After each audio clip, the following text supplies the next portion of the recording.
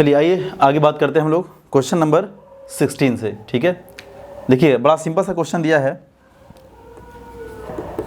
Brittle, BRITTLE, brittle, brittle का मतलब क्या होता है भाई?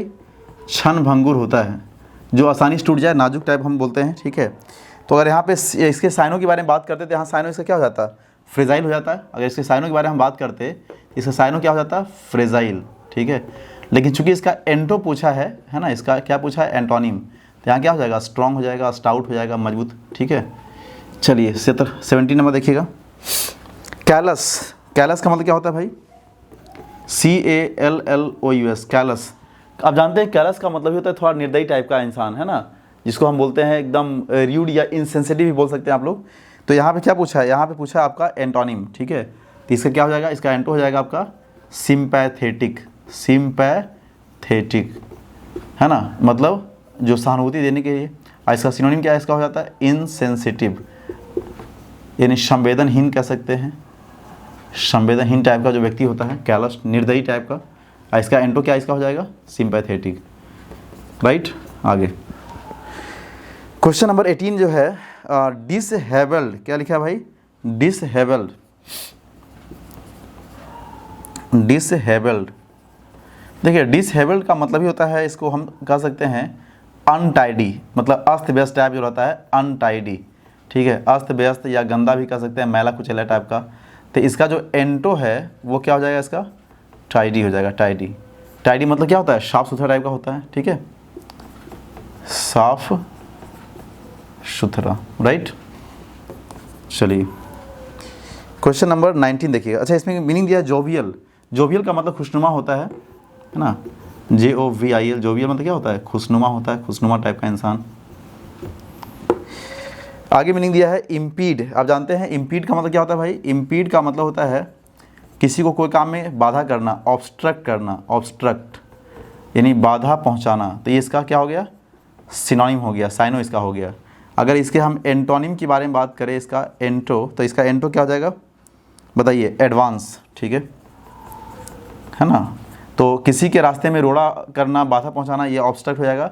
एडवांस का मतलब होता है आगे बढ़ाना उसको। ठीक है, या आगे बढ़ना, बढ़ाना या बढ़ना खुद से, एडवांस। लिंगर क्या होता है? एक मीनिंग है लिंगर, और लिंगर के साथ प्रीपोजिशन जानते हैं ऑन आता है, लिंगर ऑन। ठीक है, लिंगर ऑन का मतलब होता है किसी चीज़ पर लंबे समय तक बने रहना, है ना। लिंगर मतलब क्या होता है भाई?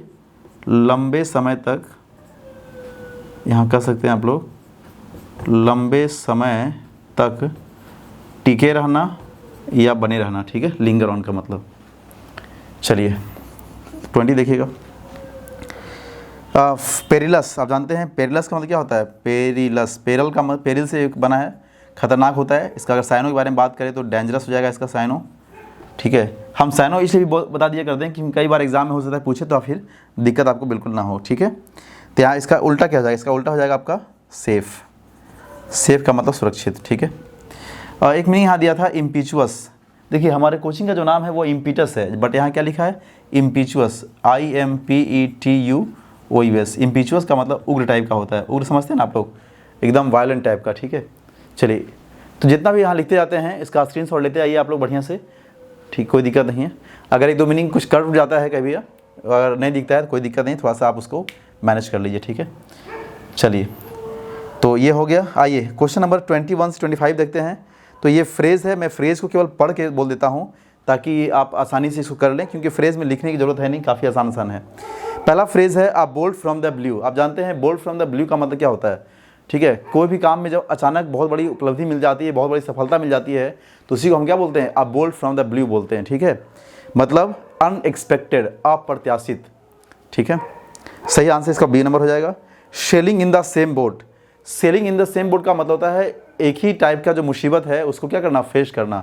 ठीक है, मतलब कोई भी अगर इंसान है तो हर तरह का जो मुसीबत होता है, तो एक समान मुसीबत को, एक समान समस्याओं को फेस करना, उसी को हम बोलते हैं sailing in the same boat.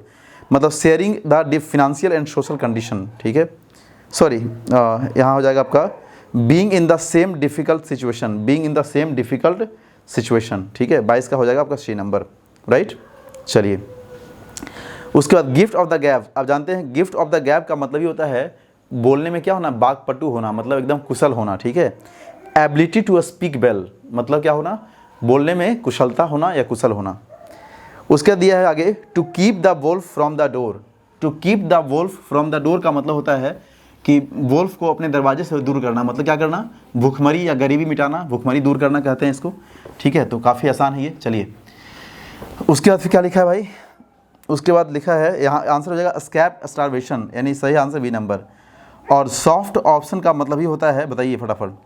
Yes, easy and agreeable option. Soft option मतलब क्या होता है, इजी एंड एग्रीएबल ऑप्शन, ठीक है, जो काफ़ी आसान सा विकल्प है, सॉफ्ट ऑप्शन आपके लिए है, उसके लिए हम लोग यूज़ करते हैं, राइट। चलिए उसके बाद आपको जो देना है यहाँ पे इम्प्रूवमेंट देना है, तो आइए हम लोग इम्प्रूवमेंट को समझते हैं थोड़ा। ये कॉन्सेप्चुअल होता है ना, इसलिए थोड़ा ध्यान दीजिएगा इसमें। पहला क्वेश्चन था इसमें दिया हुआ, विथ दीज एक्स्ट्रा पीपल, मतलब इन सभी जो एक्स्ट्रा पीपल हैं उनके माध्यम से you can work easily with this job, कि तो आपको जब एक्स्ट्रा लोग आपको मिल जाएगा कोई काम को करने के लिए, तो क्या होगा, उससे आपका काम का जो निपटारा है वो थोड़ा सा आसान हो जाएगा, मतलब आसानी से आप चीज़ों को कर पाएंगे, है ना। तो यहाँ क्या हो जाएगा, तो with this extra people you can work easily with this job, ठीक है। तो क्या करेंगे बताइए, आगे विद दिया हुआ है, जहाँ डैश फिल करना है आपको, मतलब जहाँ ये रिप्लेस करना है वहाँ पे वर्क दिया हुआ था, लेकिन आगे फिर लिखा है ईजली, ठीक है, विथ दिस जॉब। तो आप जानते हैं इस विथ के साथ जो प्रीपोजिशन आता है वो क्या आता है, डील विथ आता है, लिख लीजिएगा। तो फ्रेज क्या हो गया हमारा, फ्रेज हो गया डील विथ। डील विथ का मतलब किसी काम का निपटारा करना, है ना, डील विथ का मतलब। और आप जानते हैं फिर एक फ्रेज होता है डील इन भी, मैं बता देता हूँ, व्यापार करना होता है या बिजनेस करना। एक होता है डील आउट। डील आउट का मतलब होता है एलोकेट करना, एलोकेट। एलोकेट का मतलब होता है आवंटन या बंटवारा, आवंटन या बंटवारा। और एक मीनिंग होता है कोप विथ, यहाँ ऑप्शन दिया था इसलिए मैं बता रहा हूँ, कोप विथ। कोप विथ का मतलब होता है सामंजस्य बिठाना, सामंजस्य समझते होंगे आप लोग, एडजस्ट करना किसी चीज़ में, ठीक है, कोप विथ। चलिए तो यहाँ सही आंसर क्या हो गया आपका, डील विथ हो गया। Next, I visited my aunt just before a week. क्या लिखा है, I visited my aunt just before a week. तो थोड़ा सा आप लोग पहले समझिए इस चीज़ को कि बिफोर और एगो में क्या अंतर है ना। बिफोर का मतलब ही क्या होता है, पहले होता है, बिफोर का मतलब ही पहले होता है, और अगो मतलब ही क्या होता है, पहले होता है, ठीक है। तो थोड़ा सा अगर हम अंतर के बारे में बात करें तो बिफोर जो है ये प्रीपोजिशन भी है, कंजंक्शन भी है, एडवर्ब भी है, लेकिन अगो जो है ये केवल एडवर्ब ऑफ टाइम है। केवल क्या है, एडवर्ब ऑफ टाइम। अगो का यूज़ हम लोग कंजंक्शन के तौर पे नहीं करते, ना प्रीपोजिशन के तौर पे करते हैं, केवल एडवर्ब के तौर पे करते हैं। तो एक डिफरेंस क्या हो गया कि ये प्रीपोजिशन, कंजंक्शन और एडवर्ब है, जबकि ये क्या है, केवल एडवर्ब है, ठीक है। दूसरी बात, बिफोर का मतलब पहले होता है, इसका यूज जो है हम लोग देखिए, बिफोर का जो यूज है ये आप पास्ट एंड फ्यूचर दोनों में करेंगे, पास्ट एंड फ्यूचर दोनों में करेंगे, जबकि इसका यूज़ केवल पास्ट में करेंगे। कहाँ करेंगे, केवल पास्ट में, ओनली पास्ट में, ठीक है, केवल आप पास्ट में करेंगे, एक बात, और पास्ट फ्यूचर दोनों में, ठीक है। अच्छा बोलिए सर फ्यूचर में कैसे करेंगे, जैसे बोलते हैं कि आने वाले समय में हम मंडे से पहले वापस आ जाएंगे, सर बोलते हैं ना कि कोई निर्धारित समय है उसके पहले ये काम हम कर लेंगे, तो ये फ्यूचर की बात हो गया, ठीक है। अब देखिए तो फ्यूचर का क्लियर हो गया, फ्यूचर में केवल बिफोर आएगा, लेकिन पास्ट में सर आप बोल रहे हैं कि पास्ट में बिफोर भी आएगा और पास्ट में एगो भी आएगा, इसमें क्या मतलब प्रॉब्लम है। तो पास्ट में जो भी बिफोर जहाँ पे आएगा तो जनरली पॉइंट ऑफ टाइम, ध्यान दीजिएगा, पॉइंट ऑफ टाइम, आप पॉइंट ऑफ टाइम समझते होंगे कि वैसा टाइम जिसका प्लुरल नहीं बनेगा, सिंपल सी बात समझ लीजिए, जैसे मंडे है ना, मंथ का जो नाम हो गया, या फिर आपका मॉर्निंग, इवनिंग, जो कुछ बोलिए ऐसा, मतलब जिसका प्लुरल नहीं बनाते होंगे आप लोग। अब ऐसा नहीं मॉर्निंग्स, संडेज, जनवरीज, ऐसा तो नहीं करते आप लोग, लेकिन 2 hours, 3 hours, 5 days, 7 days, 7 weeks, 7 month, 7 years, है ना, ऐसा कुछ बोलते हैं आप लोग। तो ये जो होता है ये पीरियड ऑफ टाइम होता है। तो अगो जो होता है ये होता है पीरियड ऑफ टाइम के लिए, किसके लिए, पीरियड ऑफ टाइम के लिए होता है, और ये जो होता है बिफोर ये होता है पॉइंट ऑफ टाइम के लिए। क्लियर है यहाँ तक आपको, एक बात ये, दूसरी बात ये, ठीक है, फिर यहाँ और ये। इसके अलावा एक बताओ समझिए, अगो का यूज हम लोग जो करते हैं सेंटेंस के लास्ट में करते हैं, जैसे 2 घंटे पहले मैं यहाँ पे आया, I came here 2 hours ago, 2 hours ago, ठीक है। और बिफोर की जहाँ तक बात करेंगे, बिफोर का हम लोग बोलते हैं जैसे अंधेरा होने से पहले मैं आ जाऊँगा, या मैं आ गया था, ऐसा बोलते हैं ना, तो क्या बोलेंगे फिर, आई केम हेयर बिफोर डार्क, मतलब अंधेरा से पहले मैं आ गया, पास्ट की अगर बात करें तो वहाँ जो डार्क होना जो है, या फिर बिफोर इवनिंग, ठीक है। तो ये सब क्या है, यानी इस इवनिंग मतलब पॉइंट ऑफ टाइम के पहले बिफोर आएगा, ठीक है, जबकि अगो क्या होता है, पीरियड ऑफ टाइम के लिए तो आता है लेकिन उसके बाद में आता है। तो ये सब बात थोड़ा ध्यान दीजिएगा, राइट। चलिए, I visited my aunt just before a week, just before a week, यहाँ क्या हो जाएगा आपका, अ वीक अगो, सही आंसर आपका हो जाएगा सी नंबर, ठीक है, अगो है, लास्ट में आया है। तो आई होप कि ये सारी बातें आपको समझ में आ रही होगी, ठीक है। आगे देखिए, क्वेश्चन नंबर 28 देखिएगा, 28 नंबर, कोई दिक्कत यहाँ तक आप लोगों को? चलिए, कह रहा है वहाँ पे foreigners often come across with, है ना, क्या लिखा है, कम अक्रॉस विद, ठीक है। अच्छा, हाँ, serious difficulty studying English.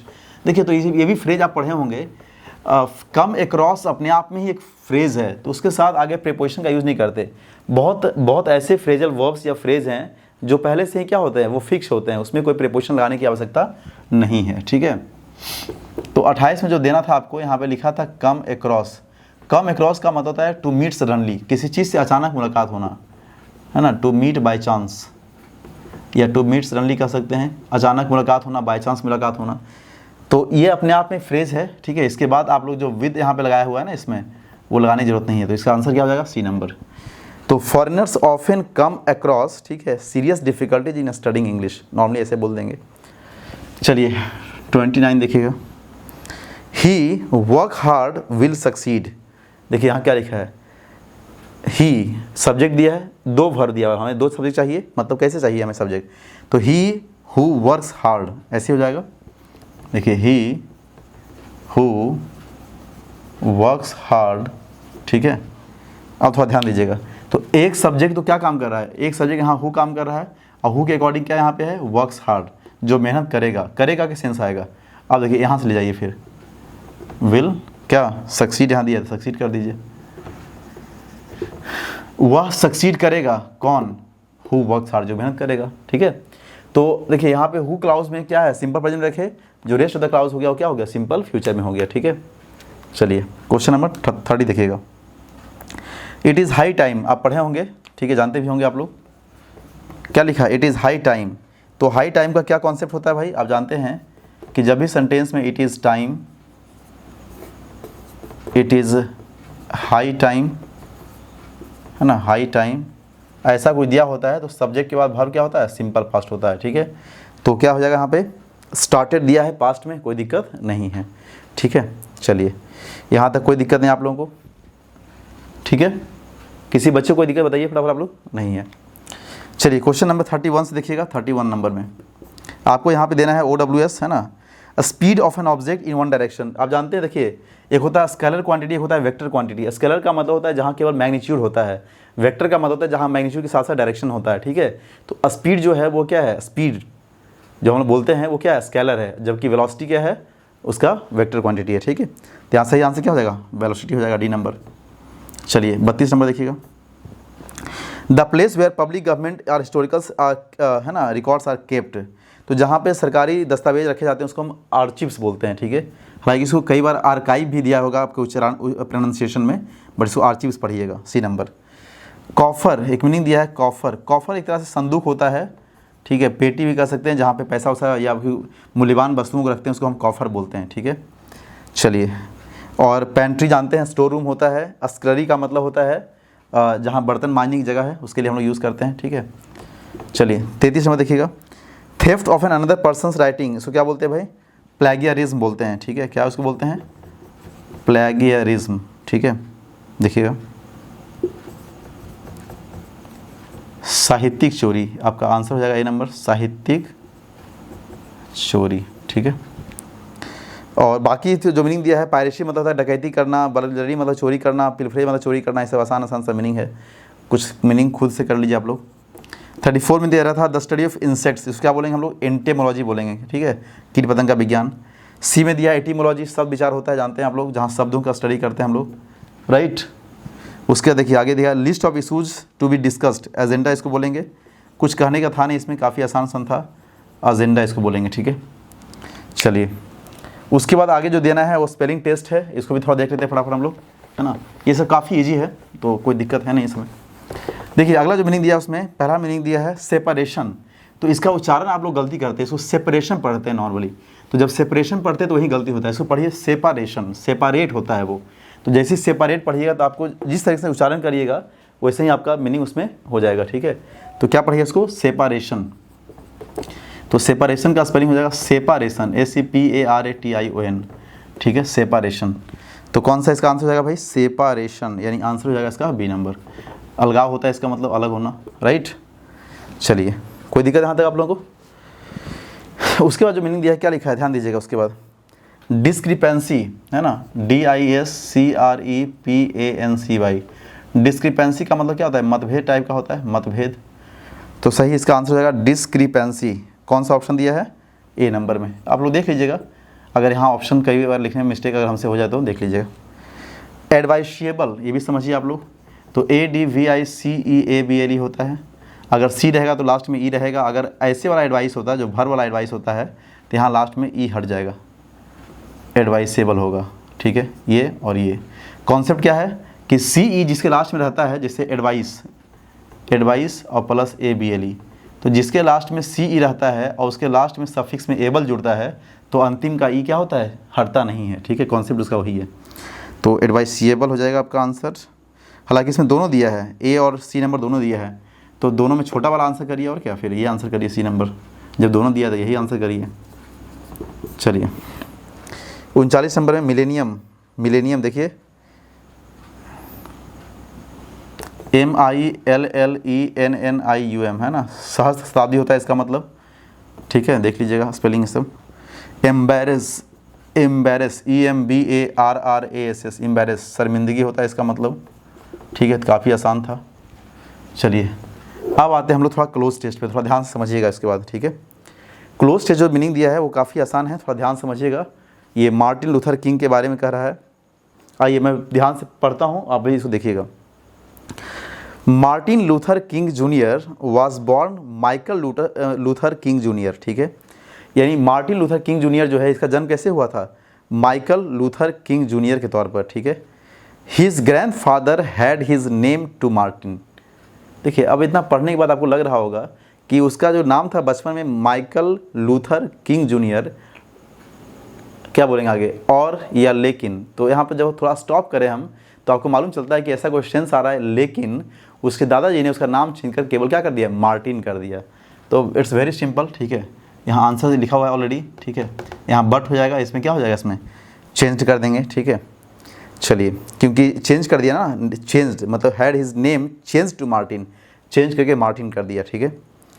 Martin Luther attended segregated public schools in Georgia, ठीक है, from high school at the age of 15। देखिए तो वहाँ से क्या हुआ, अब थोड़ा ध्यान दीजिए। यहाँ पे लिखा है कि Martin Luther attended segregate public school in Georgia. अब इस क्वेश्चन को थोड़ा ध्यान समझिएगा। जॉर्जिया के बाद कॉमा लगा दिया है, ठीक है। अगर इस कॉमा को या कॉमा के बाद एंड लगा दिया होता तो हमारा आंसर 100 नहीं 200% ग्रेजुएटेड होता, और ग्रेजुएटेड होना ही चाहिए, ठीक है। लेकिन थोड़ा समझिए इस बात को ध्यान से, क्या लिखा था यहाँ पे कि मार्टिन लूथर अटेंडेड, अटेंडेड मतलब अटेंड किया, segregated public school in Georgia. अब फिर लिखा है, फिर ध्यान दीजिएगा, from high school at the age of 15, फिर सेमी कॉलन लगा दिया है। अब फिर लिखा है he received the BA degree in 1948 more house college, ठीक है। आप क्या करिए ना कि Martin Luther attended segregated public school in Georgia, यानी जॉर्जिया में वो जो है सेग्रीगेट स्कूल अटेंड किया। आप यहाँ तक भूल जाइए, फिर याद करिए कि जब किसी सेंटेंस, अगर बहुत सारे बच्चे ग्रेजुएटेड कर दिए होंगे तो ग्रेजुएटेड यहाँ तब होता जब यहाँ इसके पहले एंड जुड़ा होता, तब यहाँ सेंटेंस कनेक्टेड हो जाता पहले वाले से। लेकिन कॉमा से सेंटेंस कनेक्टेड यहाँ पे नहीं होगा, ठीक है। क्यों नहीं होगा, क्योंकि उसका एक अलग कंडीशन है। क्यों, क्योंकि आगे फिर से सब्जेक्ट ही दे दिया है। जैसे एग्जाम्पल सुनिए, waking up 5 o'clock in the morning I took some exercises, ठीक है। मतलब क्या हुआ कि सुबह 5 बजे जगने के बाद, जगने पर हमने कुछ एक्सरसाइज किया। अगर मैं ऐसा कहता वेकन अप, यानी कि वेक, वोक, वेकन बोलते हैं ऐसा ना, डायरेक्ट हम लोग ऐसा अगर कर देते तो गलत हो जाता है यहाँ पे, क्योंकि आप डायरेक्ट पास्ट पार्टिसिपल से नहीं कर सकते, प्रेजेंट पार्टिसिपल से करेंगे। कब, जब दोनों एक्शन के बीच समय का अंतराल बहुत ज़्यादा नहीं हो या फिर पहला एक्शन के बाद दूसरा एक्शन होता हो। तो यहाँ क्या कह रहा है कि graduating from his school at the age of 15, graduate करते हुए जो है उसने वहाँ से फिर BA की डिग्री लिया, कहाँ से, मोर हाउस कॉलेज से। तो आगे फ्रॉम हो जाएगा फिर, इसलिए यहाँ पे ध्यान रखिएगा ग्रेजुएटिंग हो जाएगा। कौन सा कॉन्सेप्ट यहाँ पे है, यहाँ कॉन्सेप्ट है प्रेजेंट पार्टिसिपल का, ठीक है, प्रेजेंट पार्टिसिपल का। कई बच्चों को नहीं समझ अगर आया होगा तो आप हमसे कमेंट में पूछिएगा, मैं इसको डिटेल क्लियर कर दूंगा, ठीक है।